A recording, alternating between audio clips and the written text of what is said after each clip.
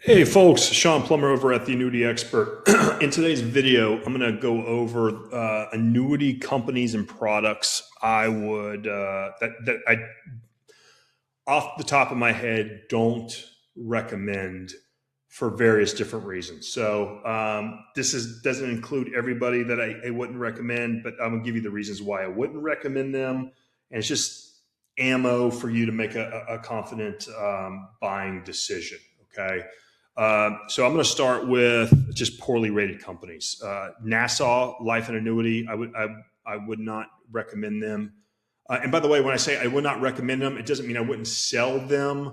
The buyer has to proactively tell me they don't care about my recommendation, but they want to buy this annuity anyways, right? So I'll sell you what's on the truck, but I'll tell you my recommendation and why I wouldn't recommend this company. So going into that, Nassau Life and Annuity, B-rated company. They really haven't got their stuff together in 18 years of being in this business. They make me nervous. SILAC Annuity is another one. Atlantic Coast Life and Sentinel are struggling right now. They're looking for a new buyer to buy the company.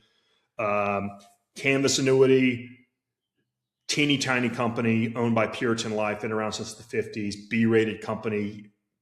When I see companies that have been around for like 50 plus years and they can't achieve an A- or better rated company, that's a huge red flag. That tells me, why haven't they gotten their stuff together, right? Why haven't they become financially strong, right?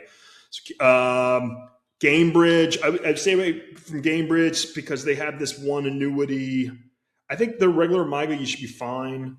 Going back to Canvas Annuity, they're teeny tiny. So like they've been around for just a couple of years. I think like 3 or 4 years and maybe 5 years, but it's 13 employees. It's like, man, there are more employees at a McDonald's than there are at Canvas Annuity. Allianz has 2,000 plus employees.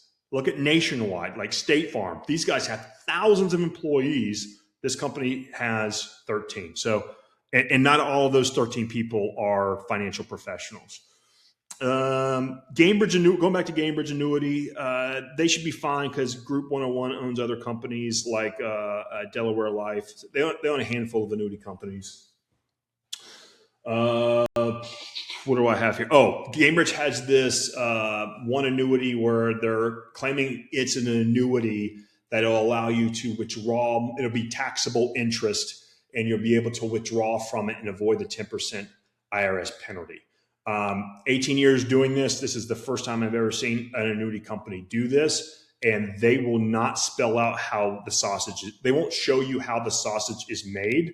And so when a company is trying to come out with something that is innovative or different from everybody else, but you're not going to show how they can do that legally, I've got huge issues.